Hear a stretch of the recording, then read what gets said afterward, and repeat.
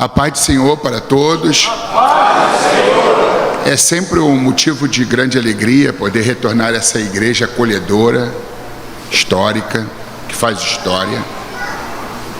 Dessa igreja, muitos pastores foram abençoados, porque daqui saíram muitos campos, inclusive o meu, Assembleia de Deus de Pinheiros, cuja sede foi mudada agora para Embu das Artes, mas é fruto da visão que Deus deu ao então reverendo Luiz Gonzaga de Medeiros. E Deus, na sua sapiência e sabedoria, onisciência, já havia escolhido o pastor Jasson Secundo Barreto para sucedê-lo. O pastor Jasson foi o fiel escudeiro daquele homem. Hoje ele tem vários escudeiros, dentre eles meu amigo pastor Davi Dias, que é o vice-presidente, dentre outros. E eu quero aqui louvar a Deus por retornar a essa casa, e em nome da minha esposa, pastora Idevânia, eu quero trazer um abraço caloroso, afetuoso à pastora Terezinha e a todas as mulheres e a todos os demais que aqui estão. Eu fui convidado para falar sobre o lançamento do meu livro, Depressão no Altar, quando pastores e obreiros precisam de ajuda. Eu fico enormemente agradecido. Eu coloquei os livros na mala do carro, minha malinha com alguns livros com dedicatórias e a minha Bíblia. Aí caí na besteira de última hora e disse: não vou nesse carro, eu vou nesse. Porque um carro é do meu filho, estava tudo no carro dele. Aí eu tirei as caixas com a ajuda do pastor Eric e esqueci minha mala lá. Então vou pedir a algum obreiro aqui a Bíblia emprestada para pregar. E a minha esposa contratou agora um Uber, né, que está vindo na moto aí trazer os livros que eu fiz a dedicatória e também a minha Bíblia, se chegar a tempo, né, tudo bem, mas já Deus providenciou a sua palavra. Eu amo a sua palavra, mas eu amo muito essa palavra. Queridos irmãos, abram a Bíblia em dois textos bíblicos, um do Antigo, outro do Novo. O do Antigo Testamento é 1 Reis, capítulo 19. E o segundo texto está lá em Tiago, capítulo 5, versículos 17 e 18. Aqui, primeiramente, em 1 Reis 19, versículo 1 ao 8.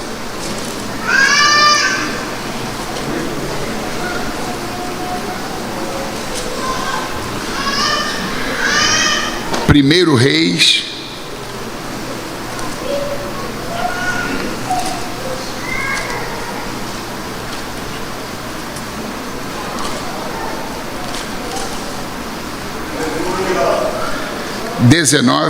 versículos 1 ao 8. Jezabel ameaça Elias. E Acabe fez saber a Jezabel tudo quanto Elias havia feito e como totalmente matara todos os profetas à espada. Então Jezabel mandou um mensageiro a Elias a dizer-lhe: assim me faço os deuses e outro tanto, se de certo amanhã a estas horas não puser a tua vida como a de um deles. O que vendo ele, se levantou e para escapar com vida, se foi e veio a Bérseba, que é de Judá, e deixou ali o seu moço. E ele se foi ao deserto caminho de um dia, e veio e se assentou debaixo de um zimbro, e pediu em seu ânimo a morte. E disse: já basta, ó Senhor, toma agora a minha vida, pois não sou melhor do que os meus pais. E deitou-se e dormiu debaixo de um zimbro, e eis que então um anjo o tocou e lhe disse: levanta-te, come. E olhou, e eis que à sua cabeceira estava um pão cozido sobre as brasas e uma botija de água, e comeu e bebeu e tornou a deitar-se. E o anjo do Senhor tornou segunda vez e o tocou e disse: levanta-te e come, porque muito comprido te será o caminho. Levantou-se, pois, e comeu e bebeu, e com a força daquela comida caminhou 40 dias e 40 noites até Horebe, o monte de Deus. Sem abrir mão dessa passagem, abramos também em Tiago 5, versículos 17 e 18, e coloca algum objeto, alguma coisa naquele texto para que a gente possa acompanhá-lo durante a prédica. Aqui em Tiago 5,17 diz assim: e Elias era homem sujeito às mesmas paixões que nós, e orando pediu que não chovesse, por 3 anos e 6 meses não choveu sobre a terra. E orou outra vez, e o céu deu chuva, e a terra produziu o seu fruto. Diga comigo: Elias era homem sujeito às mesmas paixões que nós. Sentem-se, por favor.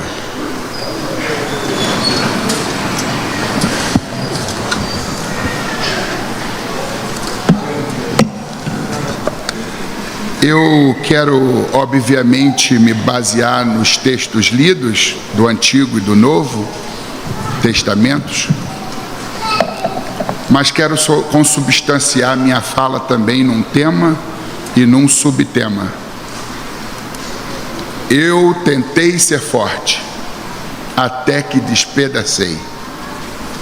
Se a dor não for sua, não lhe cabe chamar de frescura. Diga assim comigo: eu tentei ser forte, até que despedacei. Se a dor não for sua, não lhe cabe chamar de frescura. Recentemente, um pastor fez uma crítica sobre o título do livro, Depressão no Altar. Essa geração Paulo Freire acabou, parece que, disponibilizando mais neurônios imbecilizantes do que qualquer outra época da história. Porque ele entendeu que depressão no altar é que o altar adoece os pastores. O altar é bênção, o altar é sagrado, ele é curativo, restaurador e não enfermiço. E ele não enferma ninguém. É um grande prazer participar do altar, ser ministro do altar, ser um obreiro, um ministro, um pastor. O altar não adoece ninguém. Nós, limitados como somos, seres humanos de carne e ossos, sangue, músculo, pele, cartilagem e tutano, meros comedores de arroz, feijão e ovo, que faz a alegria do povo, é que não sabemos lidar com as nossas emoções e pressões que acontecem durante o exercício do nosso ministério. E por nos faltar, às vezes, discernimento, tato e a capacidade da gente ser mais filtro do que esponja, porque a gente acaba absorvendo, em psicologia a gente chama isso de afetações dos atendimentos psicológicos. E nós poderíamos transportar para o universo eclesiástico afetações dos gabinetes pastorais. Nós, pastores, ouvimos as pessoas, mas quem é que ouve os pastores? Nós, pastores, ministramos a alma das pessoas, e quem ministra a alma dos pastores? Os pastores alimentam as ovelhas, e quem alimenta os pastores? Os pastores cuidam das ovelhas, mas quem cuida dos pastores? Eu, se tiver oportunidade, tempo, saúde, não pararei aqui. Depressão no altar, pretendo escrever heresia no altar, mentira no altar, pecado no altar. E O altar não é mentiroso, mas tem mentiroso que ocupa o altar para mentir. O altar é bíblico, é doutrinal, é doutrinário, mas existem pessoas que ocupam o altar para falar heresias, abobrinhas, história de carochinhas. Então, existem pessoas que interpretam as coisas equivocadamente. Então, depressão no altar são aqueles que se deprimiram e que, mesmo assim, estão aí tocando a obra com dificuldade, com limitações, afetados, né, pelos ônus do ministério. Porque a gente, devido a uma agenda, a compromissos, e o pastor, ele sempre está disponível, pelo menos esperamos, né, que ele esteja sempre disponível. Eu, por exemplo, não desligo meu celular, eu estou sempre aberto para atender famílias enlutadas, pessoas que adoecem, que se acidentam. Eu mesmo tenho uma esposa que sofre de depressão exógena. Eu tenho um filho especial de 22 anos com idade mental de 7, que tem craniosinostose e síndrome de Carpenter. Eu mesmo, né, com uma formação militar, com esse tamanho todo, tenho problemas estruturais, 5 doenças neuropáticas. Eu tenho, além destas debilidades, tenho outras tantas. Não tenho a saúde de outrora, tenho dificuldades motoras nas articulações, mas mesmo assim estamos aí. E o poder de Deus se aperfeiçoa em nossas fraquezas. Digo fraco, eu sou forte. E nós vamos tomar como objeto de reflexão essa figura emblemática do Antigo Testamento, imponente, corajoso, intimorato, audacioso, um homem de uma fé extraordinária, um homem que topava qualquer parada. Elias, um interiorano, lá de Tisbé, uma cidadezinha perdida no mapa, uma região remota de Gileade, quando a corrupção corria solta no palácio de Acabe, em Samaria, em Israel, Reino Norte, onde a idolatria estava se espalhando de uma forma célere, medonha, afrontando a Deus, porque Acabe havia se casado com uma ímpia mulher, malfazeja, chamada Jezabel, e ela era a voz mais eloquente do balaísmo. Ela desencaminhou o povo, espalhando postes ídolos e fazendo com que o povo se prostrasse diante de Baal. O marido era um bonachão. Na verdade, aquele governo era um governo de saias. Nada contra a mulher na administração, desde que Deus a tenha colocado lá. Mas no caso de Acabe, Deus escolheu Acabe para governar.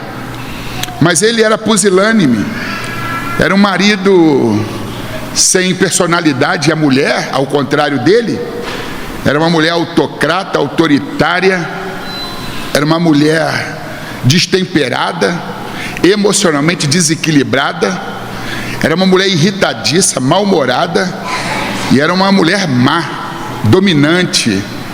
Então, ela acabou como que vendo a fraqueza do marido e cresceu em cima disso, manipulando, e o calça frouxa aceitou ser preterido, defenestrado do poder. Acontece que aquela mulher no poder, aquela mulher usando o sinete ou a caneta, né, de Acabe, seu marido, trouxe muitos males para o povo de Deus. Acontece que, em meio a todo aquele pandemônio, apesar do povo ter dado as costas para Deus, Deus não deu as costas para o povo.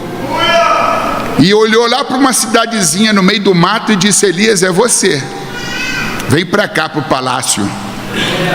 Você precisa introduzir a minha presença diante desses governantes ímpios. Este homem calça frouxa, essa mulher dominante, precisam conhecer o meu poder. E Elias então é introduzido no palácio, e a primeira coisa que ele faz é: assim diz o Senhor. Ele não tem aquelas questões protocolares, porque o profeta é diferente do sacerdote. O sacerdote, ele cumpre protocolos. O profeta quebra protocolos.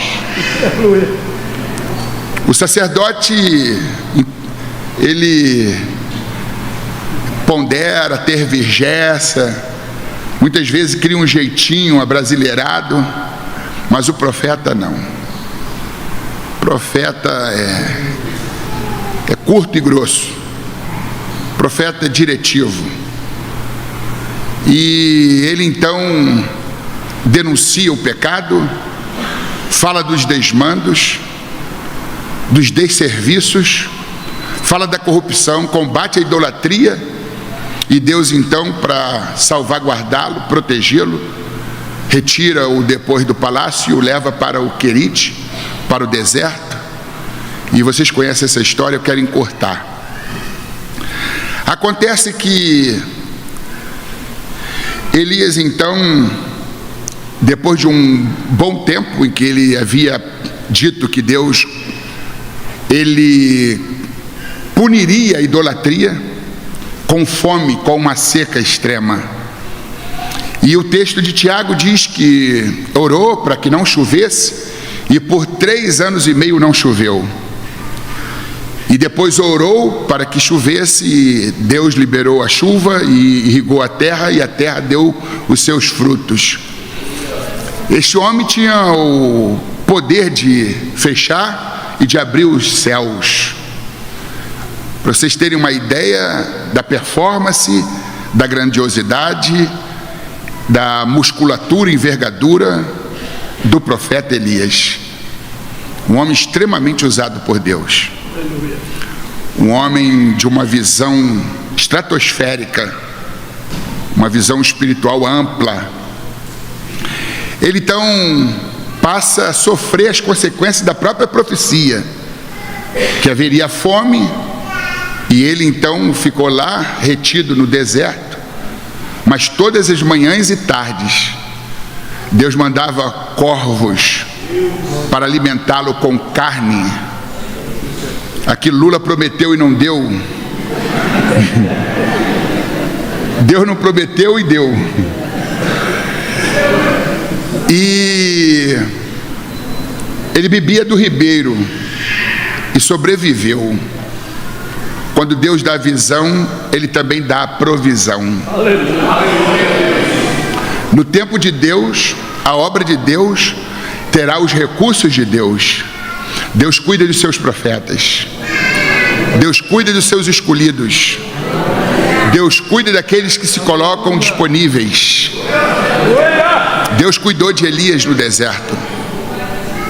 Acontece que, ao cabo de todo esse tempo, Deus o reintroduz Elias. Diz: volte. E ele então vê o povo cocheando entre 2 pensamentos. Quem é o verdadeiro Deus? O Deus de Elias? O Deus de Baal? É o Deus de Elias? Não, acho que é o Deus de Baal. Aí, nesse impasse, em meio a essas dúvidas e crise de fé, Elias entra em cena e diz: por que cocheais entre 2 pensamentos? Se Baal é Deus, serviu, mas se o meu Deus é o verdadeiro Deus, então serviu. Sirva-os. E fez um desafio: está aqui um animal para vocês, esse aqui vai ficar comigo. Primeiro vocês clamam ao seu Deus. Aquele que responder com fogo, esse é o verdadeiro Deus. Os profetas de Baal, 450 deles, clamaram, mas Baal não respondia. Porque a Bíblia diz que os ídolos nada são, têm olhos e não veem, boca mas não falam, pés mas não andam, mãos mas não apalpam. E eles clamaram a um Deus que na verdade não era Deus. E Baal continuou em silêncio, silêncio sepulcral. Ao meio-dia, tiveram que parar com seus rituais, já estavam debilitados, cansados, grande parte rouca, e Elias ainda zomba deles, ironiza, dizendo: clame mais alto, quem sabe se o vosso Deus não foi fazer uma viagem. E na tradução da Bíblia Viva, diz assim: quem sabe se ele não está com disenteria e foi ao banheiro. A Bíblia parafraseada Viva: quem sabe se Baal não está com disenteria e foi ao banheiro, está lá na latrina fazendo força. E Elias achincoalha, muita autoridade, ele até usa da autoridade que tem para achincoalhar. Acontece que agora chegou a vez de Elias, e numa oração curta, porém fervorosa, poderosa, ele usa cerca de 60 palavras e diz: ó Deus de Abraão, Deus de Isaac, Deus de Israel, manifesta a sua glória e mostre que tu és o verdadeiro Deus, mandando fogo. E o fogo desceu, lambeu o altar que ele havia construído, 12 pedras, porque estava antes desorganizado. Ele já tinha essa percepção que Deus é um Deus de ordem, Deus não é Deus de confusão, e ele usa as 12 pedras, cada uma representando uma tribo de Israel. Ele coloca ali o seu animal, ele faz um rego, e para poder provar que Deus era Deus, ele manda trazer água, e trouxeram cântaros e cântaros e derramaram tanta água que cobriu o holocausto e foi vazando, enchendo, plenificando a vala em volta. E ele então, quando ora, fogo desce, lambe tudo, pedra, animal, a água estava no rego, e ficou visível, perceptível, de que Deus, o verdadeiro Deus, era o Deus de Elias. Acontece que agora, com muita força, com muita graça, com muito entusiasmo, capítulo 18, versículo 40, ele toma de uma espada e ele cumpre uma tarefa hercúlea, porque a Bíblia diz que ele mata ao fio da espada todos os 450 profetas de Baal. É uma atividade sobre-humana, né? Um homem que vinha num ritmo acelerado, topando toda a parada e não parando em nenhuma topada. E agora ele mata 450 profetas de Baal. E acontece que Acabe retorna numa carruagem, versículo 46 do capítulo 18. Elias vem a pé e passa o rei de carruagem. Então olha o preparo físico deste homem. Só tem que você, sempre que o vê, você vê Elias desprendendo energia, Elias ocupado num ativismo profético. Ele está se dando ao máximo, e ele não percebe que ele é um homem, um ser humano com limites, que muitas vezes precisamos desacelerar, precisamos usar o freio, mas ele só avança, não tem uma pausa, não tem uma trégua. Isso é muito perigoso, porque vamos citar aqui um jovem pastor escocês, Robert Murray McCain. Ele colocou no coração de evangelizar todo o seu país, que não é um país grande, e isso no século 17. Eu vou evangelizar a Escócia. E se debruçou nessa tarefa evangelística, missionária, mas negligenciou as necessidades do próprio corpo. Pouco parava para se alimentar, pouco dormia. E Deus é o único que não dorme, que não tosqueneja, mas Ele fez os homens e deu a eles o sono, e é uma prova do seu amor. Então, Robert Murray McCain dormia pouco, se alimentava mal, e quando não se alimentava. O corpo foi se vulnerabilizando por falta de nutrientes, proteínas, vitaminas, por falta do merecido e necessário descanso, repouso, sono. E numa crise pandêmica, onde a tifo estava em alta, ele já vulnerável, contrai a tifo, vai para um leito de dor, com a voz entrecortada e chorosa. Quando visitado por um amigo pessoal, ele disse: meu amigo, Deus me deu um cavalo e uma mensagem, mas eu matei o cavalo, e agora o que fazer com a mensagem?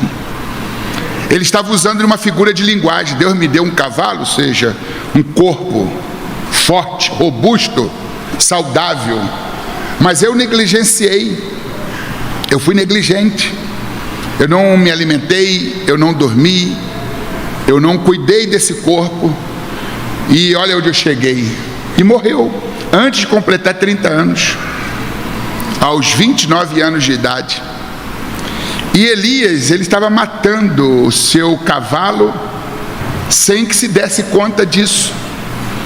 Se você não tiver tempo para cuidar da sua saúde, tu vai ter que arrumar tempo para cuidar da sua doença.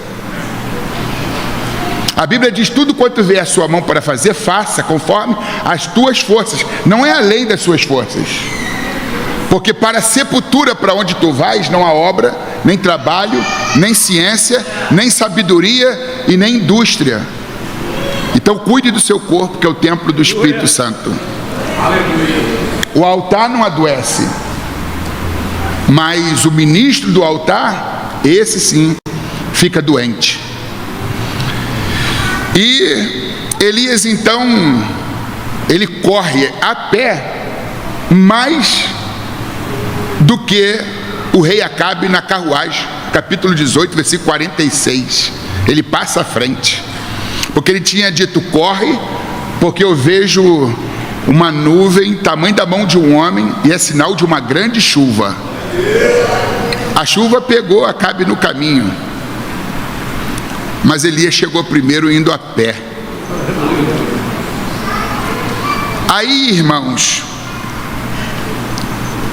de repente, Acabe chega, acabrunhado, cabisbaixo, amedrontado, acovardado, sem graça, dentro de casa. Aí a rainha olha para ele e diz: toma postura, homem, seu calça frouxa. Está me escondendo o quê? Conte, o que aconteceu?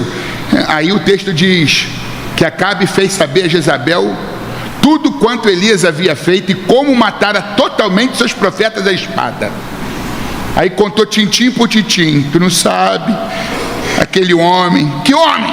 Elias desafiou os seus profetas, os desmascarou. A religião, o balaísmo está em total descrédito. E como não bastasse, porque Baal não mandou fogo, mas o Deus de Elias incinerou o altar, consumiu o animal, e ficou certo de que o verdadeiro Deus é o Deus de Elias e não o nosso, né? E ele matou todos os profetas. Sua religião agora está sem representante, está sem profeta, sacerdote, está sem ministro. Irmãos, aquela mulher era uma endemoniada. Ela ficou tão furiosa que os demônios ficaram com medo e saíram dela. Aí ela correu atrás do demônio e entrou nos demônios. Mateus Henry, um pastor presbiteriano que viveu pouco, morreu aos 51 anos de idade. Mateus Henry diz que há pessoas que expulsam demônios. Diga comigo, há pessoas que expulsam demônios. Há pessoas que têm demônios. E há pessoas que são demônios. Essa terceira categoria tem tudo a ver com Jezabel. Ela não expulsava, ela não tinha, ela era. Imagina, essa mulher vociferava. Essa mulher encolerizada, irada, disse assim para um mensageiro: vai à captura de Elias, percorra valados, montanhas, aldeias, lugares os mais inóspitos, e diga àquele profeta de meia tigela que amanhã, num prazo de 24 horas, ele vai ser um defunto, um homem morto, tal como ele matou os profetas de Baal. Ele também irá morrer. Aí o versículo 46 do capítulo 18 diz que a mão do Senhor estava sobre Elias. E Elias nunca se preocupou com ameaças, com afrontas, porque ele olhava e dizia: oh, a mão de Deus me protege. Mas quando aquela mulher que ele conhecia muito bem, sabia que ela não estava blefando, que ela era capaz de fazer as piores das crueldades, ele disse: agora eu vou cair fora. Ele não consulta a Deus, ele arbitra, ele age no rompante, no calor das emoções. E a Bíblia diz que ele teve medo, entrou um apavoramento. E no Salmo, não sei se é o de número 112, 7, diz assim: não temerás, não temerás os maus rumores. Seu coração esteja confiante, que seu coração nele esteja. Aleluia! Deus tirou o coração, Elias tirou o coração de Deus e ficou apavorado com os rumores de ameaças. Eu vou perder a vida. Como? A vida dele não estava na mão da rainha Jezabel, a vida dele estava na mão de Deus. Aleluia! Em vez de ele se aconselhar com Deus, ele se aconselhou com seus medos. Não se aconselhe com seus medos, eles são péssimos conselheiros. Quando ele abre precedente para a dúvida, quando ele faz uma aliança com medo, ele rompe a sua aliança com Deus. Acabe com o seu medo antes que o seu medo acabe com você. Alimente a sua fé e deixa o seu medo morrer de fome. Aí Elias faz o contrário, começa a alimentar o seu medo e a sua fé vai se fragilizando. O medo ganha forma, tamanho, peso, musculatura, envergadura, e a fé vai se apequenando. Aí, irmãos, a Bíblia diz que ele teve medo e fugiu para o deserto, para o caminho de Bérseba, em Judá. Ele disse: sai de uma coisa, essa mulher não está brincando não. Daqui a pouquinho seus mensageiros, as seclas, chegam aqui e tiram mesmo minha vida. Elias perdeu a capacidade de perceber que a mão de Deus continuava onde sempre esteve. É que o medo distorce a sua visão, compromete a sua percepção e você já não enxerga mais nada nitidamente. Tudo fica turvo, nublado, acinzentado, enegrecido, empetrecido. Aí, irmãos, interessante, né? O homem que foge para não morrer, daqui a pouquinho ele chega no desertão da vida e flagra um arbusto, uma giesta, a Bíblia chama de zimbro, e ele se senta debaixo daquele arbusto e faz uma oração pessimista, derrotista, num estado de melancolia profunda. Ele diz: ó Deus, basta, porque é melhor morrer do que viver. Ele está dizendo: não dá mais, não conte mais comigo, não está aqui quem vai profetizar, chega, cansei, stand by, stop, daqui eu não saio, daqui ninguém me tira, chega. Um estado depressivo, um estado de melancolia profundo, ali ele pede a Deus arrego, não dá mais. E ele já vinha dando sinais de depressão, porque é muito comum o depresso abrir mão do convívio e se isolar. A Bíblia diz que ele tinha um moço, a carreira dele não era solo, ele tinha um apoiador, um obreiro, um moço que caminhava ao seu lado. A primeira coisa que ele faz é abrir mão desse vínculo afetivo. Ele diz assim para o seu moço: ó, daqui por diante você segue o seu caminho, eu sigo o meu.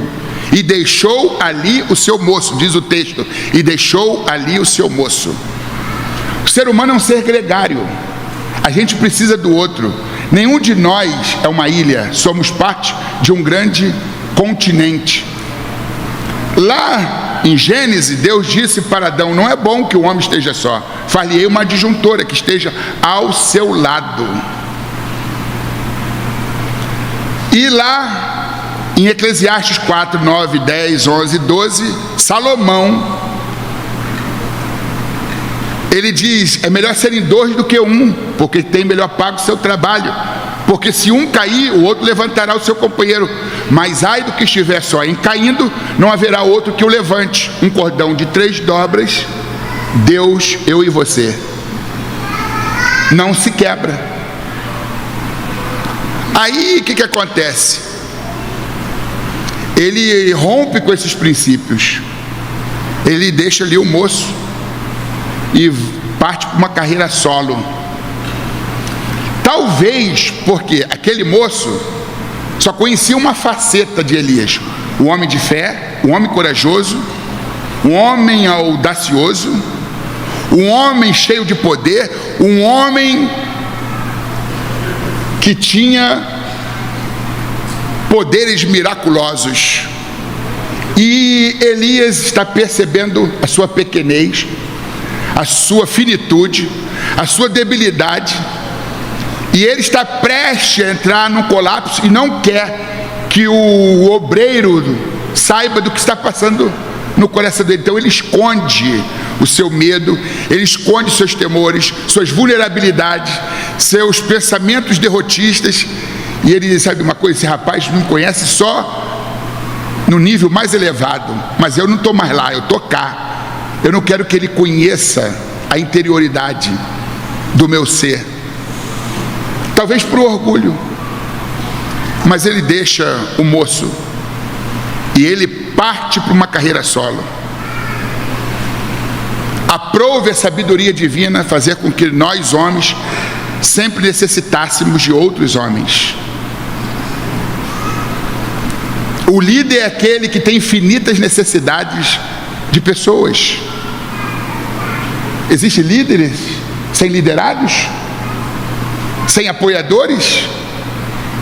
Eu, por exemplo, só funciono com apoio. Com certeza. Isoladamente, eu sou ínfimo demais. Eu preciso de um colegiado, de uma equipe, de apoiadores. E a obra de Deus, ela não se subjaz na individualidade. Não é um ministério personalista, onde tudo se converge para o líder. Tudo se converge ao líder dos líderes, ao Senhor da glória, sumo pastor, o bispo das nossas almas. Quando Paulo estava recebendo o status de divindade da igreja de Corinto, porque haviam grupos diversos, eu sou de Paulo, eu sou de Apolo, eu sou de Cefas, e tinha um quarto grupo, tão contendeiro quanto os demais, mas que para ter supremacia sobre os outros, dizia, eu sou o grupo de Cristo. Só reverberava o nome de Cristo, mas não tinha nenhum vínculo com Cristo. Aí Paulo combate o culto ao personalismo e diz, quem é Paulo?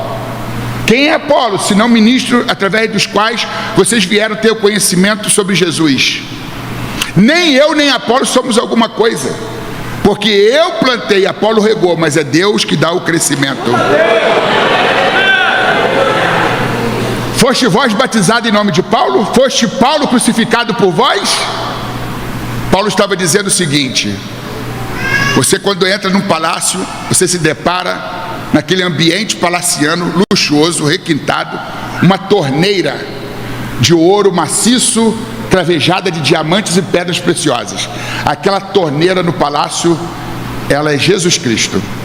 Uma mão desce e abre e fecha a torneira, controlando o seu fluxo para mais e para menos. A mão é a de Deus, a torneira é Jesus, a água que sai é o Espírito Santo, e Paulo é o cano que fica atrás do reboco. Apolo é o cano que fica atrás do reboco. Quando a gente chega na casa de alguém, a gente não diz, mas que cano bonito. Ninguém atenta para o cano, porque o cano não fica visível à mostra. O cano não fica perceptível, fica atrás do reboco. E Paulo está dizendo isso, ó, a glória é para aquela mão que desce, abre e fecha a torneira. A glória é para a torneira. Olha como ela é linda. A glória é para a água que descedenta a nossa sede. E Paulo está dizendo para Corinto, para a igreja coríntia, eu sou o cano. Você pode ser muito usado por Deus, mas você é um cano. E se você não aceitar ser cano, tu vai entrar pelo cano.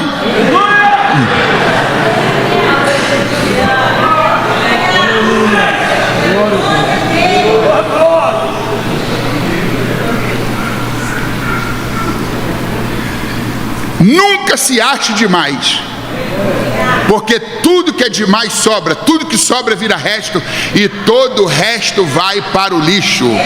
Então, ó, menos.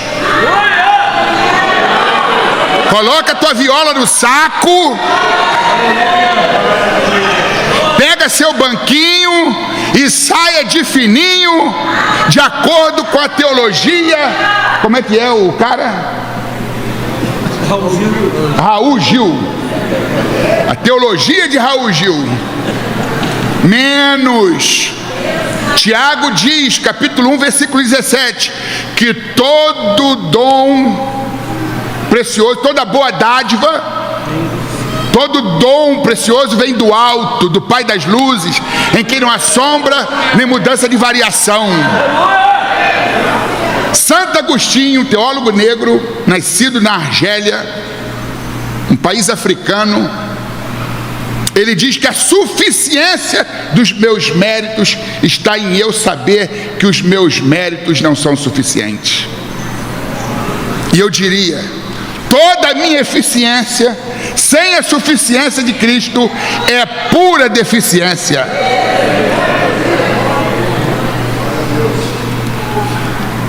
Aí Elias está debaixo do zimbro, pedindo no seu ânimo a morte, com desejo de morrer. Incrível como o homem é um ser contraditório. Ele foge para não morrer, agora está debaixo do zimbro pedindo a Deus a morte, e Elias nunca morreu, não passou pela morte. O plano dele era um, o de Deus era outro. Aí você chegou aqui dando a última cartada, dizendo, eu joguei a toalha, é o último culto, é a última reunião, não quero mais me ocupar com nada disso. Deus está dizendo, por que pôs um ponto onde eu pus uma vírgula?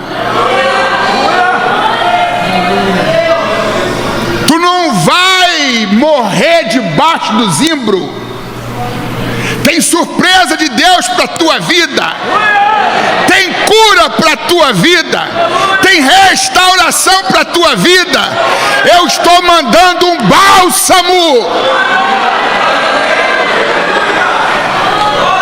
Elias, ele se senta, faz uma oração melancólica, eivada de dúvidas e incredulidade, e diz: já basta, é melhor morrer do que viver, e dorme. E dorme. Dorme. Está no deserto, não tem centro psicoterápico, não tem hospital, um posto de saúde, não tem assistente social, não tem enfermeiro, não tem maqueiro, não tem médico, não tem psicólogo, não tem psicoterapeuta, não tem psiquiatra. Está no deserto.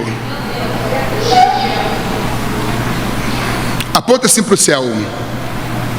Diga assim: a força que você precisa virá do céu. Não tinha recursos na terra.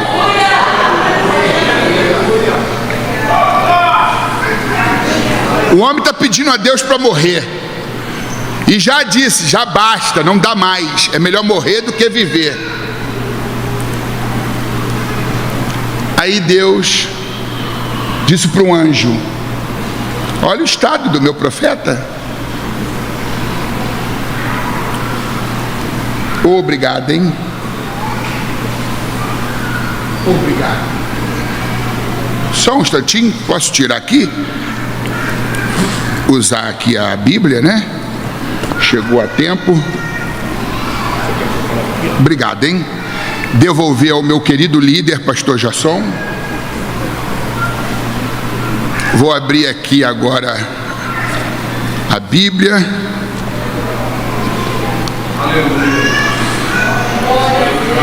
1 Reis 19.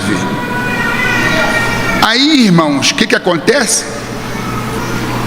O anjo, o mensageiro de Deus, vai até o profeta e o toca. A pessoa depressiva, ela precisa dessa afetividade, do toque, do abraço, do aconchego. O anjo chega e tocou. Aí ele desperta e diz: olha que Deus mandou para você, na sua cabeceira, um pão cozido na brasa. Veio fresquinho, quentinho, da panificadora divina, da padaria do céu. E essa água fresca veio do rio de Deus. Coma e beba. Sem nutrientes, proteínas, vitaminas. Deus providencia a comida. Porque o texto não diz que ele estava com fome. Ainda que tivesse, não estava dando valor à comida. Alguns, quando estão depressivos, comem demais. Outros comem de menos. Não dão importância nenhuma. Mas Deus sabe que a depressão é um problema psíquico, físico.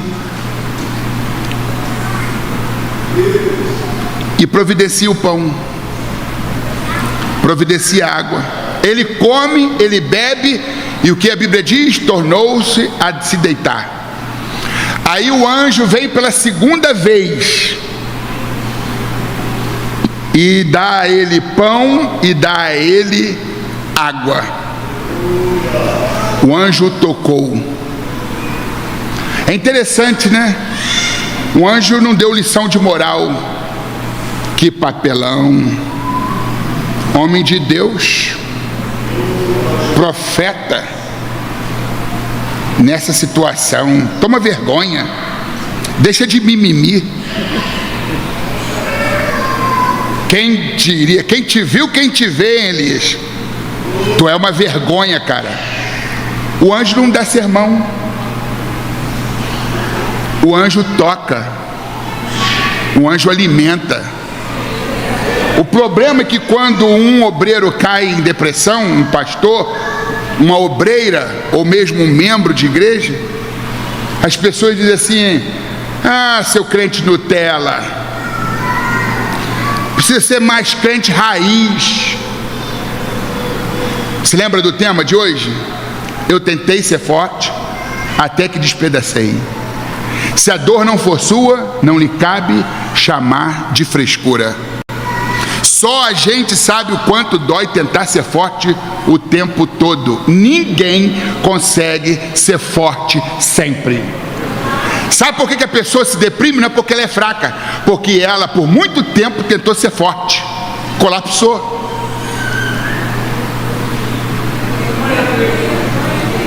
Ninguém tem o direito de criticar a dor do outro se não a sente. É fácil. Ó, como manqueja. Se o sapato apertado está no pé de quem tem um calo. A pessoa está com calo e sapato apertado no pé. O teu sapato está folgado e tu não tem calo. Então é fácil fazer juízo de valor, agir com julgamentalismo. Cuidado, você também é de carne e ossos, sangue, músculo e pele, cartilagem e tutano. Toda vez que eu uso o banheiro, principalmente para fazer o número 2, eu vejo: meu Deus, tem misericórdia de mim. Quem sou eu? Eu preciso do teu favor, da tua graça. Eu posso sair do púlpito, né, ovacionado. Ah, que mensagem. Oh, como Deus usa. Eu conheço a minha estrutura e sei que eu sou pó. Sem Ele eu nada posso fazer.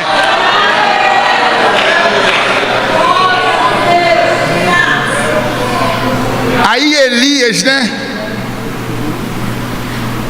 um dos maiores ícones do Antigo Testamento, profeta poderoso, onde ele está? Está lá debaixo do zinho pedindo a Deus a morte.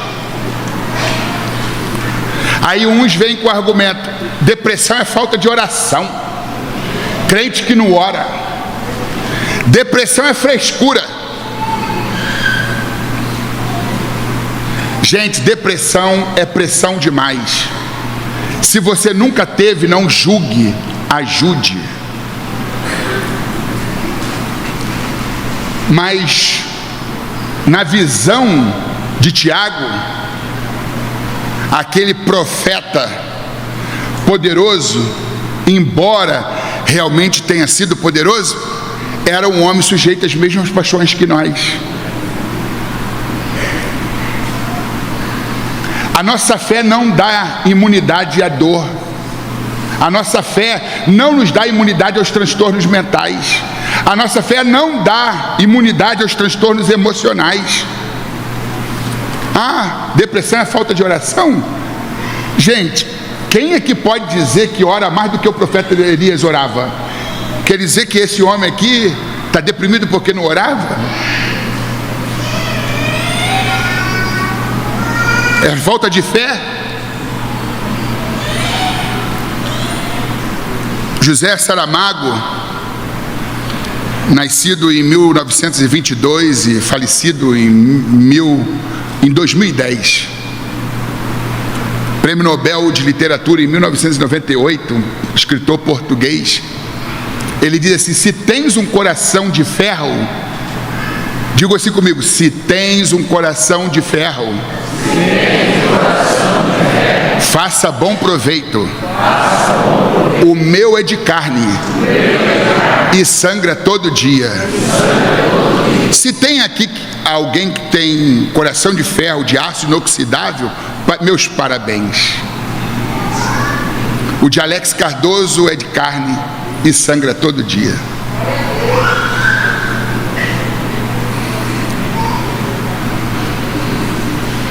Existem 3 tipos de depressão: endógena, exógena e atípica, mais conhecida como depressão alegre, depressão sorridente. Vamos lá. Depressão endógena. Depressão endógena, ela tem implicações internas. déficit de neurotransmissores, de uma química no cérebro. São pessoas que nascem com esse déficit, com esse empobrecimento de químicas no cérebro, e por isso que existem crianças que são diagnosticadas com depressão, crianças depressas, adolescentes depressivos, jovens no pleno vigor das suas forças, diagnosticados com depressão. Precisa de um tratamento que atenda a essas necessidades intrínsecas. Um escritor chamado Andrei Solomon, um escritor nova-iorquino, ele diz que depressão se cura com remédio, terapia e com fé. Diga comigo: depressão se cura com remédio, terapia e fé.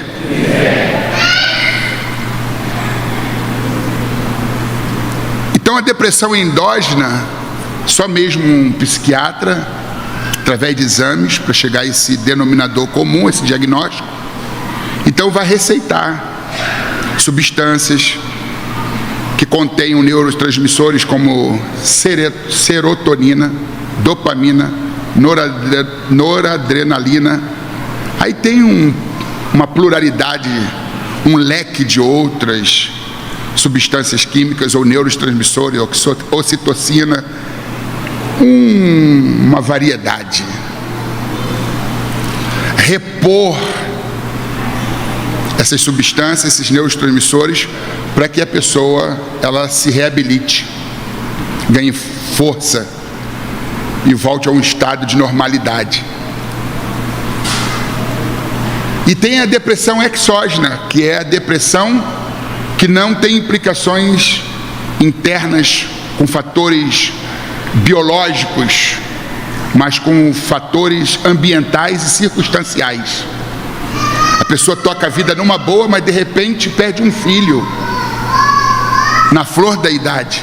Lidar com a dor da perda, principalmente do filho, que é um contrassenso, porque espera-se que os filhos sepultem os pais, mas quando isso é quebrado, os pais sepultam os seus filhos.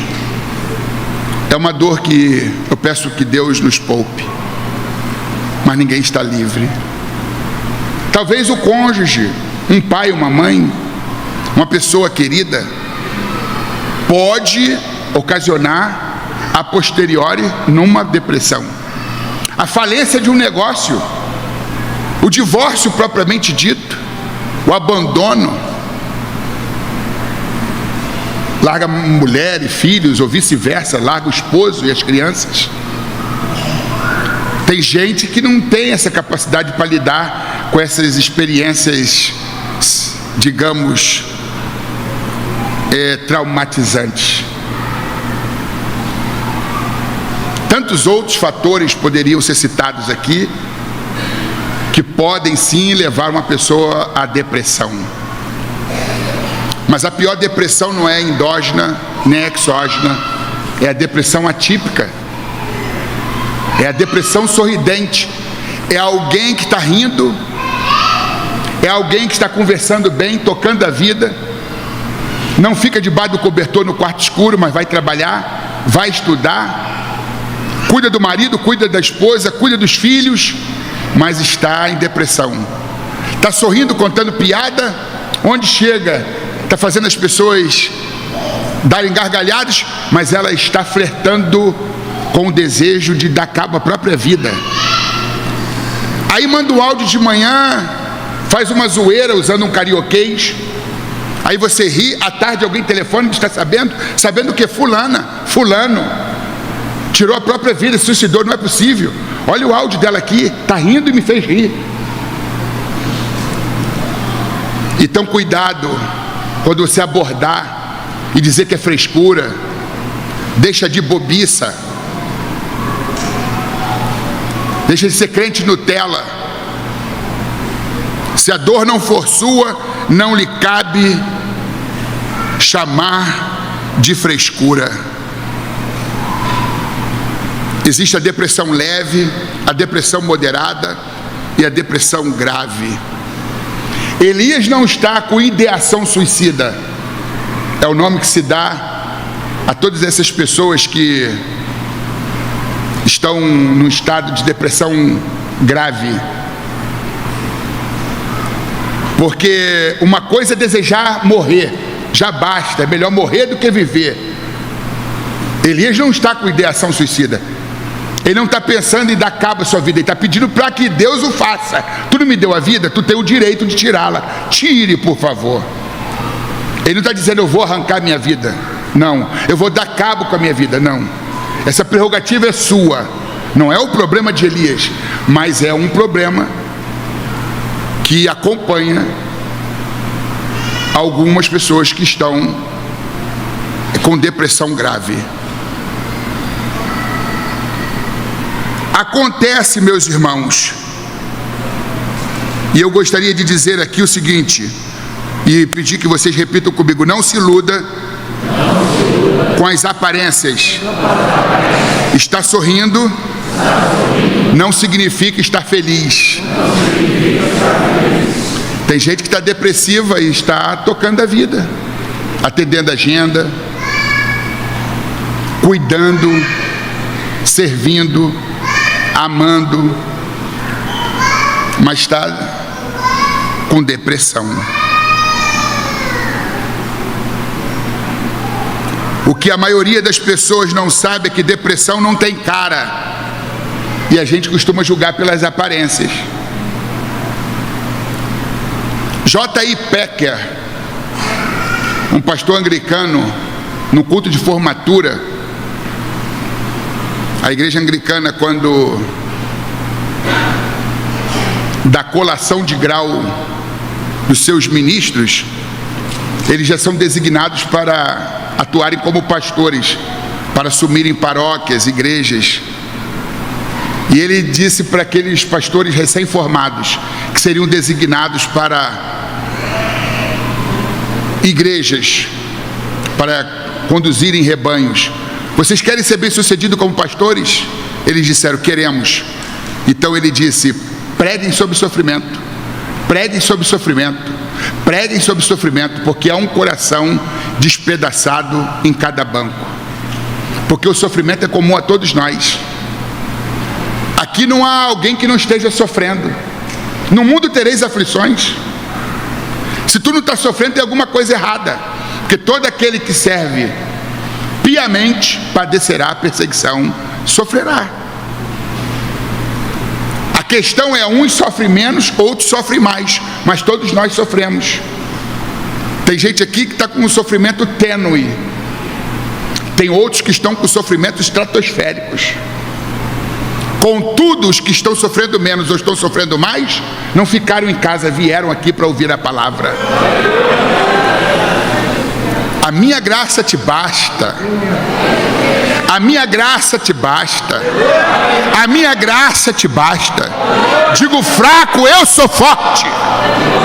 O poder de Deus se aperfeiçoa na nossa fraqueza.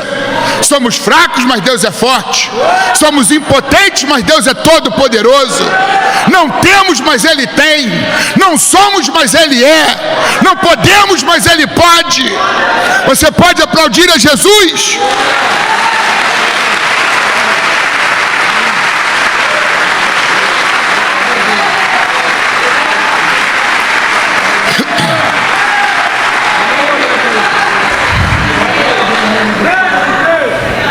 Diga assim comigo: anedonia. Anedonia não é uma doença. Anedonia não é um transtorno. Anedonia é um sintoma da depressão. O que é anedonia? Anedonia é a perda do prazer, daquilo que lhe dava prazer. É a cessação da satisfação. Alguém que ficava sob forte expectativa para alguém mandar um áudio, o telefone tocar para poder fazer uma agenda porque quer cantar, quer pregar em tal cidade, qual estado, país, aquela igreja, aquela outra igreja. Quando está com anedonia, que é um sintoma da depressão, ela não está para ninguém, ela começa a dizer, não, eu tenho compromisso esse dia, mesmo não tendo. Ah, que bom, se eu pudesse, né? Não posso. A pessoa se escusa. Às vezes até hobbies, surfar, como na realidade carioca, a plancha, é plancha que dá o nome? De surf. A pessoa olha assim com menoscabo, com desprezo. A pessoa tinha uma coleção de relógios, ficava na dúvida qual usar, já não tem mais nenhum apreço. Uma atividade, sair com os amigos, ir ao restaurante, não, se enclausura. Quarto escuro, debaixo do lençol, leve, porém para o depresso pesa 1 tonelada. Eu estive agora representando o nosso bispo na EBOL, Escola Bíblica de Obreiros e Líderes, na Geórgia, na sua capital, em Atlanta. E depois da segunda ou terceira palestra, eu preguei 7 vezes, ministrei 7 vezes em 4 dias.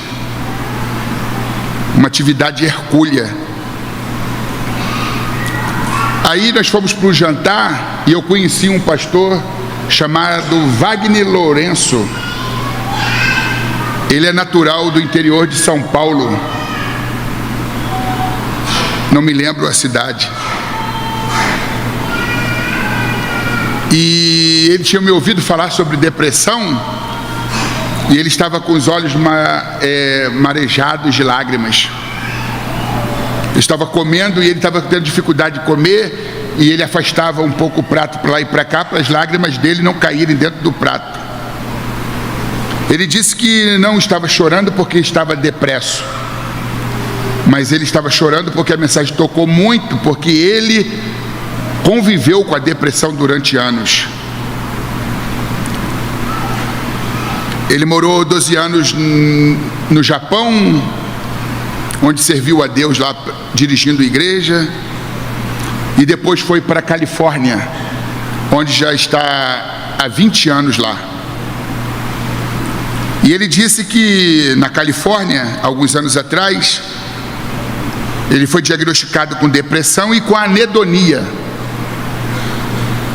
Ele era um cara que consumia muita leitura, que tinha muitos livros, uma biblioteca muito grande e materiais didáticos diversos desde a década de 80, apostilas, esboços, manuscritos, e gostava muito de pregar, ensinar, e a anedonia tirou dele o prazer de pregar, de ler a Bíblia, de ler bons livros, de continuar comprando compêndios, tratados, Bíblias de nota de rodapé. Ele olhava para aquela estante, aquilo que lhe dava prazer, ele tinha um certo desprezo e disse: o que esses livros estão fazendo aqui? Eu não vejo a hora de me viver livre deles. Ele disse que num estado de anedonia profundo, ele foi lá, recolheu tudo aquilo, exceto as Bíblias, mas os livros, apostilas, esboços, botou tudo dentro dos sacos de lixo, e ele descia e subia o elevador para poder colocar lá na lixeira do prédio. A anedonia tirou dele o prazer de ler bons livros, tirou a sua apetência pela palavra, e ele disse que foi curado. E eu conto essa experiência da página 100 a 104. Não tem mais prazer de pregar, tem um dom do louvor, tem uma voz linda, mas já não tem mais vontade de louvar. Não atende mais agenda. não quer mais saber disso. Depressão é pressão demais. Se você nunca teve, não julgue, ajude. As 3 frases mais ditas por pessoas depressivas: eu quero morrer, eu não aguento mais, tire-me daqui, ó Deus. Na linguagem de Elias é: já basta, é melhor morrer do que viver. Está no desertão, sem eira e sem beira, mas Deus cuida dele, envia um anjo que o toca, não lhe dá sermão, mas dá pão e água. Depois da segunda refeição, o anjo diz: levanta, porque muito comprido te será o caminho. Tu não vai morrer debaixo do zimbro. Glória a Deus. Tem muita coisa ainda para você fazer.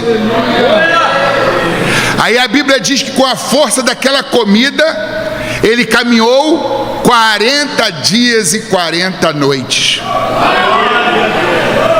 Mas parece que ele teve uma recaída. Faz parte. Faz parte. Aí ele vê uma caverna e diz: sabe de uma coisa? Eu vou me encavernar, me enclausurar. Aí fica lá, na caverna, ambiente fétido, úmido, escuro,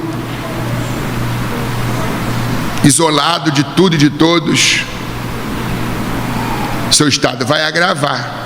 Aí Deus não manda anjo, ele mesmo vai. Ele mesmo vai. E Deus diz assim: que fazes aqui, Elias? Esse não é o meu endereço, não é a minha vontade geográfica. Que fazes aqui? Aí ele vem com aquele discurso: eu tenho sido extremamente zeloso, combatido o balaísmo, só eu fiquei. Deus disse: não, rapaz, isso é falsa impressão. Tu é o número 7001.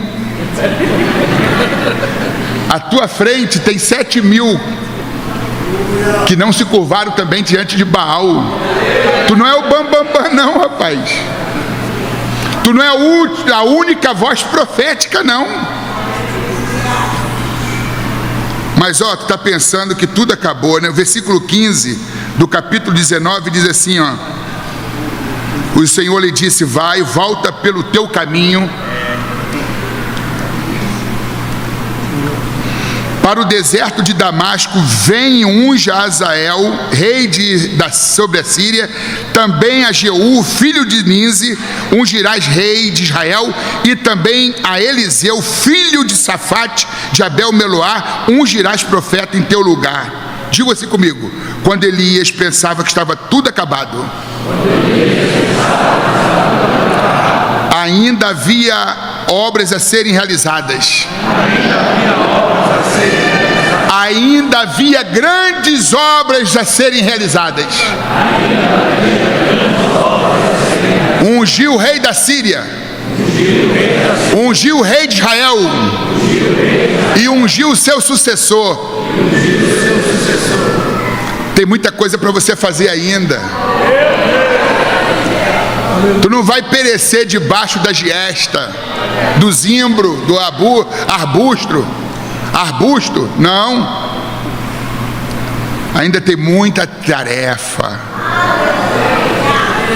Tudo quanto vier à tua mão para fazer, faça-o, mas conforme as tuas forças. Não coloque as tuas mãos aonde você não alcança.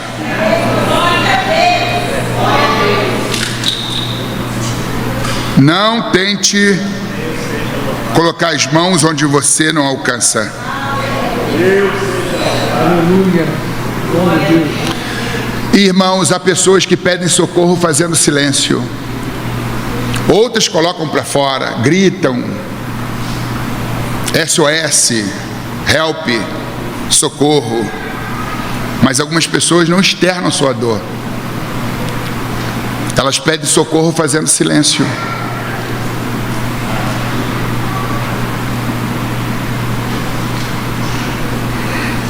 Nunca despreze as pessoas deprimidas. A depressão é o último estágio da dor humana. Agora, chegando perto do fim, eu queria que vocês dissessem assim comigo: a sua missão é maior do que a sua dor.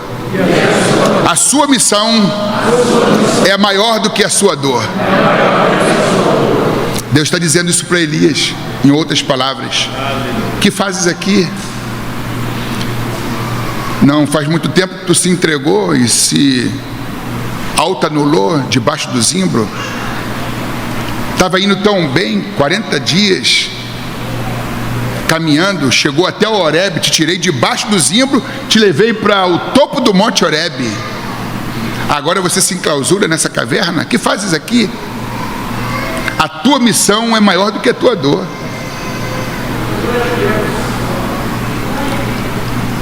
Deus não desistiu de você, não. Por que tu desistiu do teu chamado? O chamado é como a pele do corpo. É a segunda pele. Você não pode dizer assim: eu vou ao sacolão, pele, vou te deixar em casa e vou ao sacolão. A pele te acompanha, ela é inerente ao corpo. Assim é o chamado. Inclusive o chamado é intrauterino, como aconteceu com o profeta Jeremias. Antes que foste formado, no ventre te conheci, e as nações te dei por profeta. O menino estava sendo gestado, e ali Deus estava entretecendo os órgãos, tecidos e o chamado.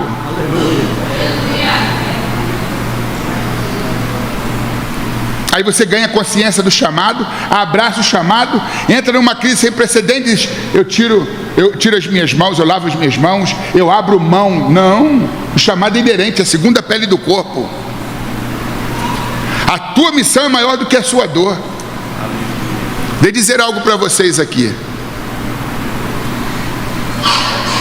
Disse há pouco que eu tenho uma esposa, sofre depressão exógena, já foi diagnosticada algumas vezes, perdeu a mama direita por conta de um câncer, aos 38 anos de idade, numa época que nosso filho caçula era bem novinho, o que tem crâniocinostose, síndrome de Carpenter, 22 anos, 1 centímetro maior do que eu, com mentalidade de 7 anos de idade, não fala direito, não consegue ler nem escrever, ainda que tenhamos investido muito em educação, professores especializados em psicomotricidade, nisso, naquilo, mas até hoje não conseguiu se alfabetizar. Paraquedista militar por formação, fazia halterofilismo com agachamento com 167 quilos. Hoje, quando eu me abaixo para pegar a caneta que cai, me custa caro descer e muito mais subir, por causa dos problemas das doenças neuropáticas. Em 2015, exatamente no dia 20 de janeiro, eu fui diagnosticado com uma doença que impedia que o oxigênio chegasse plenamente ao meu cérebro, e por conta disso, quando eu dormia, baixava ainda a oxigenação cerebral, e eu sofri 3 desmaios, perda total de consciência. Caí da cama, graças a Deus, e com um tombo eu reanimei, voltei e olhava para o teto, não sabia onde eu estava, quem era a pessoa que estava na cama, que era minha esposa, que estava dopada de medicação e que não havia percebido eu me debatendo e caindo. Um doente tentando cuidar de outros doentes. Levei isso ao conhecimento médico porque eu disse: meu Deus, eu tenho que ver o que está acontecendo comigo, porque eu sou o esteio, né?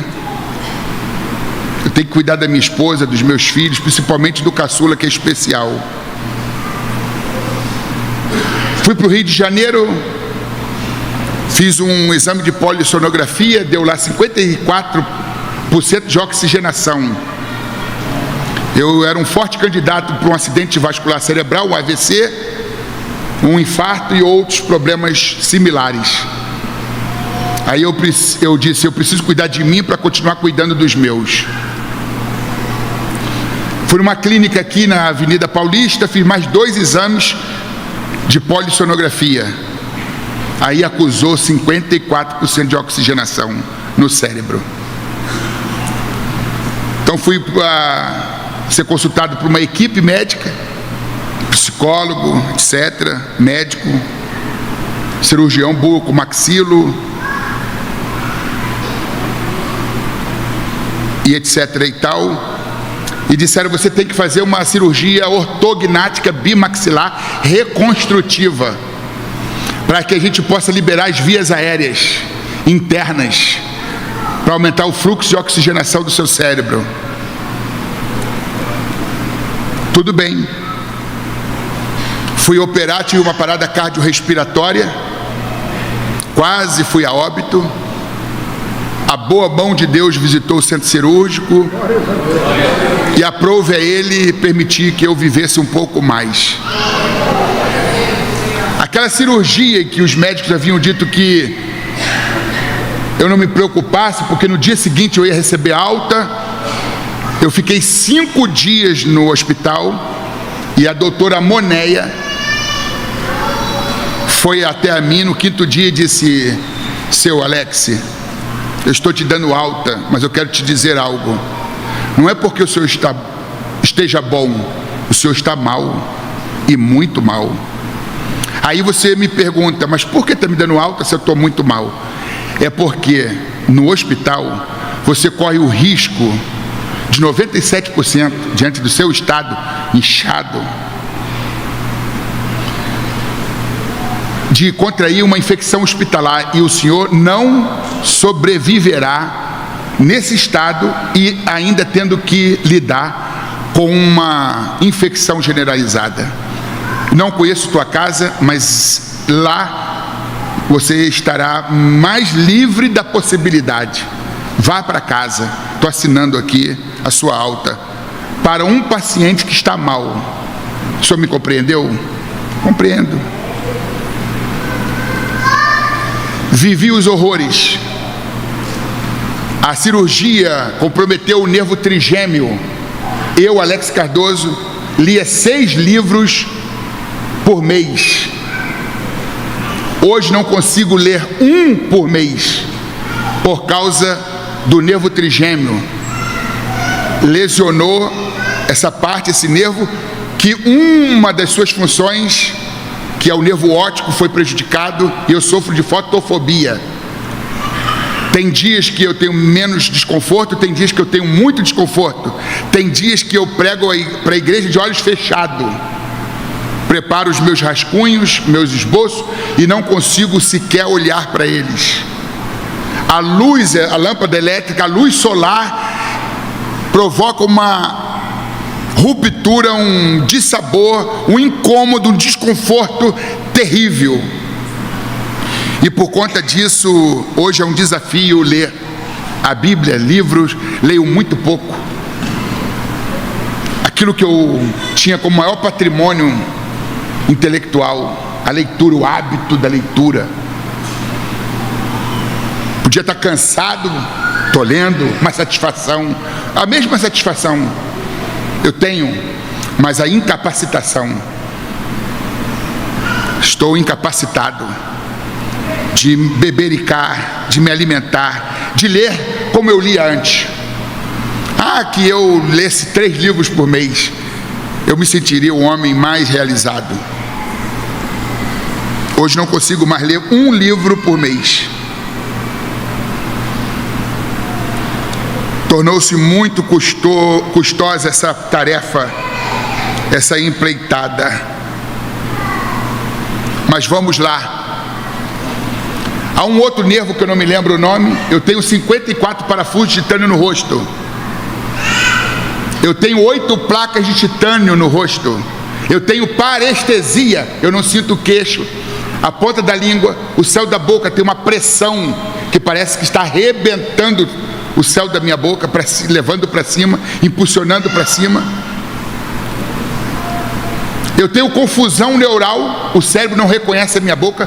Durante todo o ano de 2015, eu peguei um espelhozinho na bolsa da minha esposa e andava comigo. A cada 5 minutos eu olhava para ver se a minha boca estava onde está. Sempre esteve aqui, simétrica, linear, mas o cérebro diz que a minha boca não está onde está. É um mundo, universo das sensações.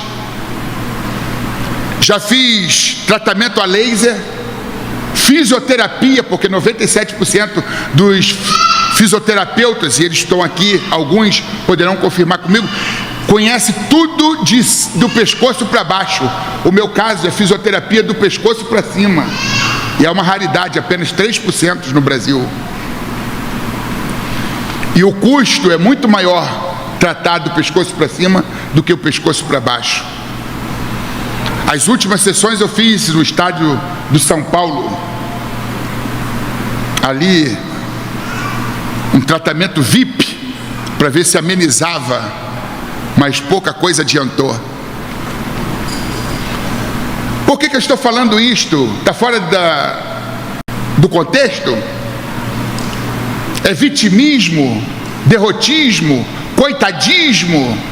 É para que as pessoas se sensibilizem e tenham pena de mim? Não, simplesmente para te dizer o significado mais amplo, lato, da palavra, da frase: a tua missão é maior do que a tua dor.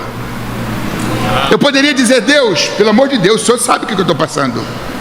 O Senhor sabe que eu sinto dores nos quadris, no ombro, capsulite adesiva, apendicite eproploica. O Senhor sabe, a cada 7 mulheres, um homem é vitimado pela fibromialgia. Fui diagnosticado. Sinto dores nas articulações, dores que andam pelo corpo, está aqui, está ali, está lá, está acolá. Uma queimação, um estado às vezes mórbido. Para quem foi paraquedista militar, para quem fez agachamento na academia com 167 quilos, hoje sem nenhum peso, quer dizer, sem nenhum peso seria uma mentira, né? Olha o meu tamanho, vou até esconder aqui a minha barriga.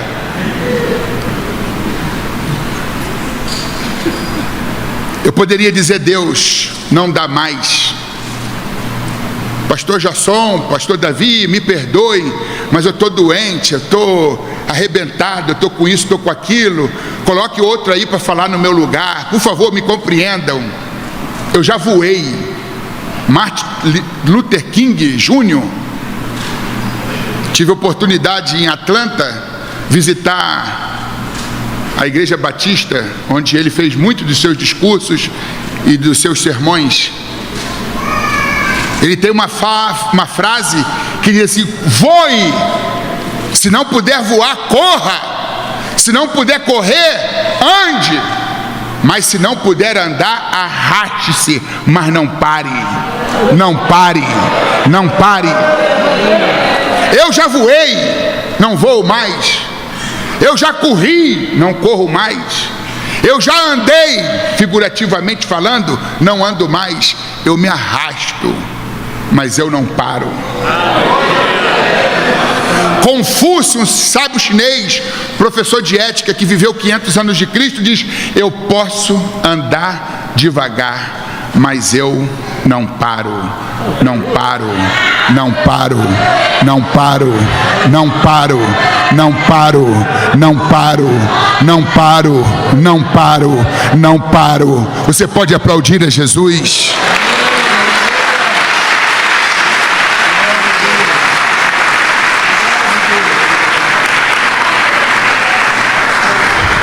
Deixa eu falar sobre o sumário desta obra, Depressão no Altar, quando os pastores e obreiros precisam de ajuda.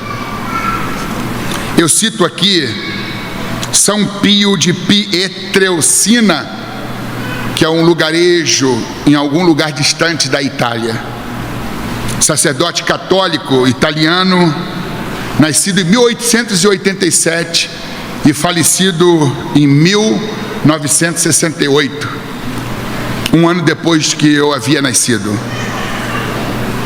Ele diz assim: bendita seja a crise que te faz crescer. Diga comigo: bendita seja a crise que te faz crescer, a queda que te faz olhar para o céu,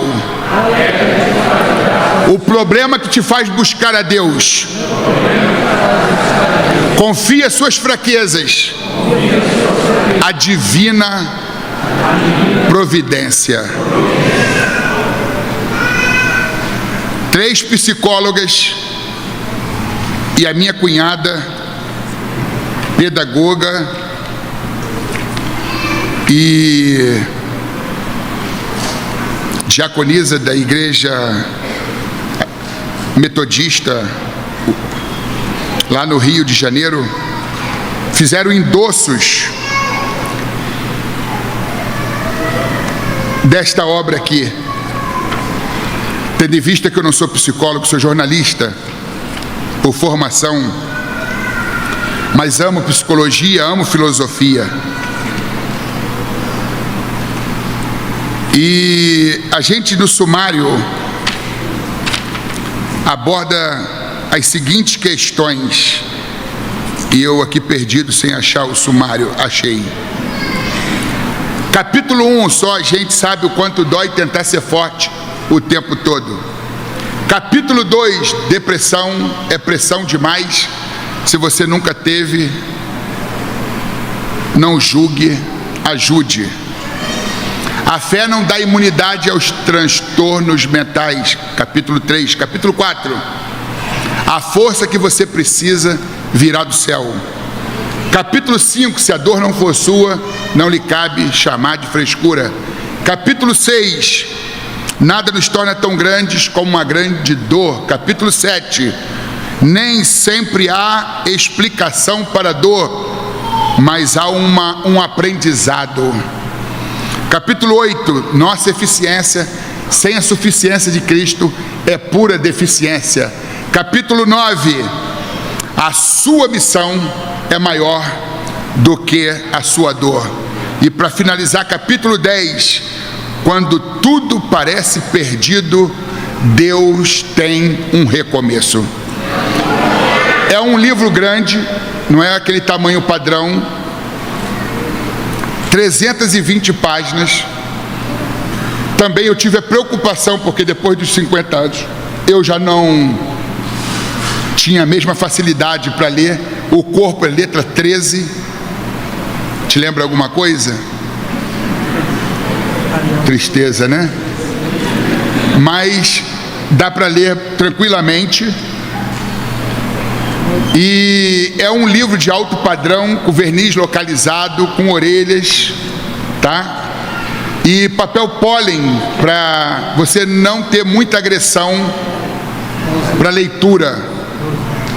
Isso torna a leitura mais amena, mais suave, mais agradável. Esse livro custa R$50. Eu gostaria que você fizesse esse investimento, que você tivesse um livro desse na sua cabeceira, que você presenteasse esse livro para alguém que você conhece, um amigo, um tio, um primo, um irmão, alguém que sofre de depressão. Invista, adquira-o, tá? Se municie de conteúdo, de informação, para que você possa estar instruído para poder fazer uma abordagem aos que estão passando pelo esse vale inóspito, escuro da depressão. Lá na frente tem alguém que está cuidando zelosamente para fazer a entrega. Tem lá um Pix, uma maquininha. Você poderá escolher a forma de pagamento. Eu quero mais uma vez agradecer ao meu líder por me dar essa abertura. Eu confesso que eu tenho sido muito bem recebido em vários lugares, mas nenhum lugar me recebe tão bem quanto aqui. Eu digo isso de coração mesmo. Eu me sinto assim um auxiliar seu, pastor. Eu sinto parte, aquele senso de pertencimento. Quando eu venho para cá, é uma igreja que me pertence. Eu pertenço a essa igreja. Eu sinto isso, tá? Eu sinto isso.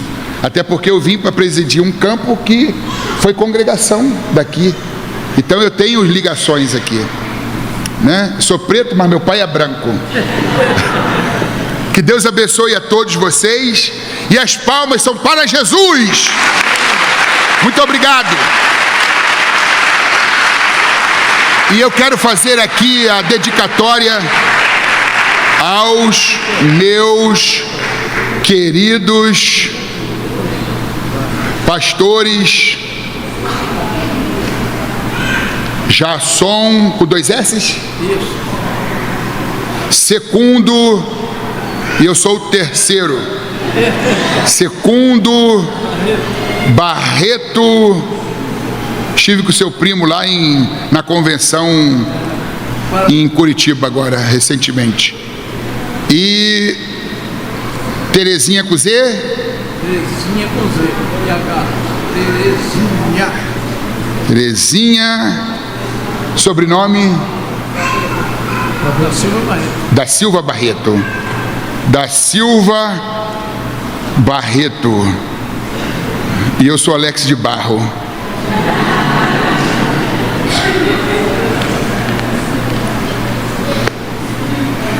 Aí, Alex Cardoso, dia 4/9/2023. Quero passar a mão de vocês. Amém? Obrigado. Um abraço.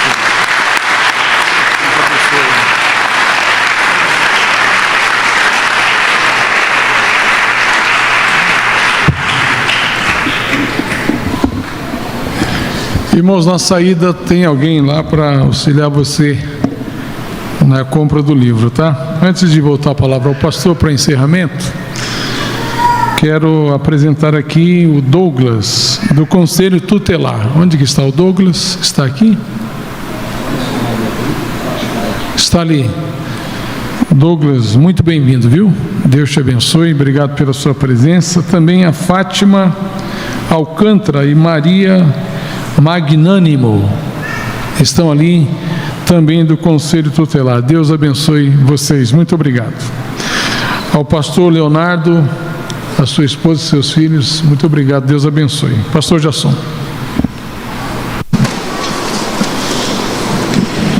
Meus amados irmãos, muito obrigado a todos vocês que se deslocaram para vir aqui, para nós estarmos glorificando o nome de Deus e receber uma palavra da parte de Deus. No início eu esqueci de falar, o pastor Alex é o pastor presidente do campo lá em Embu das Artes, né? E o pastor Alex escreve vários livros, revista Escola Dominical, inclusive o trimestre que vem aí agora, foi você que escreveu, né? Então a revista da Escola Dominical, hein? Vai encerrar aqui o trimestre. Olha que bom, vai encerrar aqui, que bom. Todo mundo vem para cá, no encerramento da Escola Dominical. E a gente sente essa alegria quando o pastor Alex chegou do Rio de Janeiro. Acho que eu fui um dos primeiros Exatamente, de receber ele, me apoiar. fazer tudo isso, porque é um companheirão. Tive dificuldades nas minhas tratativas, nas reuniões. O senhor sempre foi uma voz em defesa da minha pessoa e do meu ministério.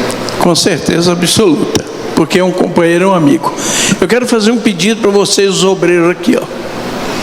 Eu preciso completar uma oferta para abençoar o Alex. Então vamos enfiando a mão no bolso aí, não precisa de diácono não, todo mundo trazendo oferta aqui. Quero que todo mundo abençoe o pastor Alex. Pode ficar em pé aí, trazendo aqui, ó. Tá aqui. Tem um diácono aí que está com a salva? Então todo mundo.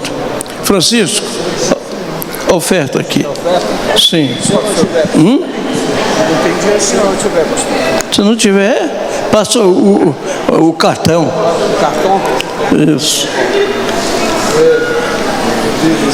Todo mundo aí, todo mundo.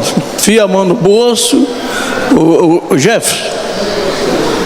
Fia a mão no bolso aí. Isso.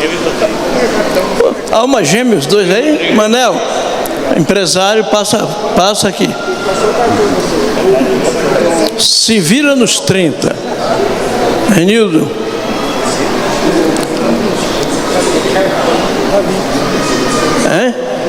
Pega aqui. Aqui, ó, aqui. O Fernando está aqui. Não precisa pedir para a igreja, só para eles aqui, ó. São obreiros, eles sabem o sofrimento de obreiro, né? Ah, mas tem vocês também aí, né, Mário? Você que é um grande empresário, né, Mike? Passou no cartão. Tá certo, tá certo.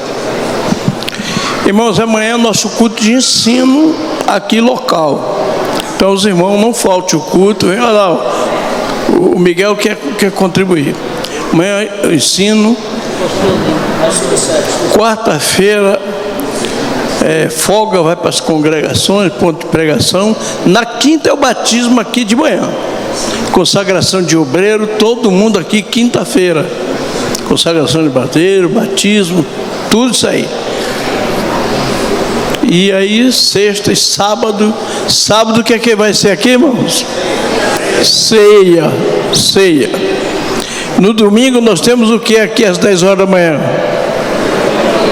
Reunião de obreiros. Todo mundo aqui. Todo mundo aqui. Agora eu quero dar uma notícia para vocês. Nós vamos para o Braz amanhã, mas nós vamos na terça-feira que vem. Terça-feira que vem, todo mundo já está determinada a quantidade de ônibus que vai para o setor. O Marco Jorge vai de automóvel com o pessoal. E o Carlos de Guarulhos vai com ônibus também lá para o Braz. Tá? E o Ivan, que está ouvindo nós aqui, fala para o Hélito que é terça-feira lá no Braz. Não é amanhã não, é na próxima terça-feira. Eu quero fazer um agradecimento aqui a um irmão que ele está morando na Áustria, o César. O César acompanha todos os trabalhos aqui da igreja, ele acompanha, e ele aceitou Jesus, e ele sempre está mandando, essa semana ele mandou muitas fotos lá da Áustria, lugar bonito, me deu vontade até de ir na Áustria. E vários irmãos no Brasil que, pastor, manda um abraço para mim que eu estou ouvindo, estou assistindo aí a live. Quero mandar um abraço para Juscelene e Ricardo lá em Maceió, que Deus abençoe todos vocês e todos os irmãos nosso campo no Brasil. Que Deus abençoe a todos, você que tem ouvido aí, Deus abençoe vocês. Vamos ficar em pé e vamos agradecer a Deus. Pastor Natan, ora pelo final.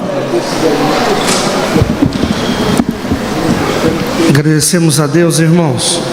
Bendito o Senhor, queremos agradecer a Ti por mais essa noite, Pai, de aprendizado da Tua Palavra, saindo daqui edificados, orientados, meu Deus, e firmados, ó Deus, na palavra do Senhor.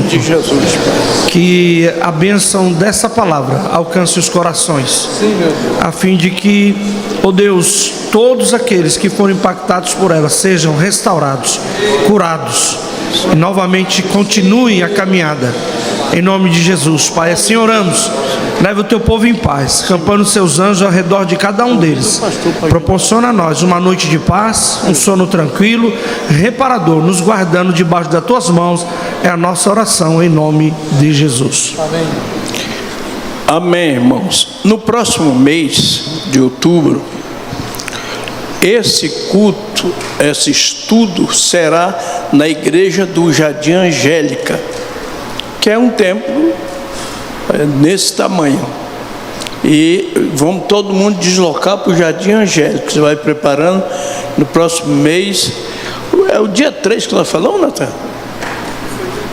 Dia 3, né? É dia 3. Isso. Aí nós vamos estar no Jardim Angélica. No mês de novembro, nós vamos estar na igreja do Vila Veloso. E no dia, eu vou ver qual é a data, no 2/10, nós vamos estar no Jardim Angélica 1. Já vai divulgando, vamos todo mundo para lá. No dia, acho que é dia 6 de novembro, É a primeira segunda, nós vamos estar no Vila Veloso. 6 do 11. Isso. E no dia, em dezembro, primeira segunda-feira, nós vamos estar na Vila Lourdes, no setor 1. Tá? Vamos estar lá. Eu quero ver se no próximo mês eu vou trazer o pastor Deiró. Vocês estão de acordo? Amém. Trazer o pastor Deiró. Depois dos outros, nós vamos trazer outros pastores, para todos nós aqui amamos muito o Deiró. E eu quero ver, ele é o presidente do Campo São Mateus de São Paulo. Nós queremos trazer o Deiró mês que vem. Eu vou falar com ele para trazer ele aqui, até para ele conhecer o Jardim Angélica, a igreja do Jardim Angélica. Natan vai preparar aquele banquete que você sempre prepara, Natan. Eu gosto de pastorzão assim, cheio da grana, porque prepara um jantar top. Aliás, eu tenho ido nas igrejas aqui e tem me recebido. Por causa de lá, né? Poxa, aprendeu lá com você, aí o negócio agora é top, top. Então a gente fica feliz com isso. Levante sua mão. A graça de nosso Senhor Jesus Cristo, o grande amor de Deus, nosso Pai, a comunhão e as consolações do Espírito Santo seja com a amada igreja e com ela permaneça, não só hoje, mas para todos e sempre. Todos digam amém. Passa na cantina, se alimenta. Se tiver de ônibus, não fique em ponto de ônibus sozinho, não.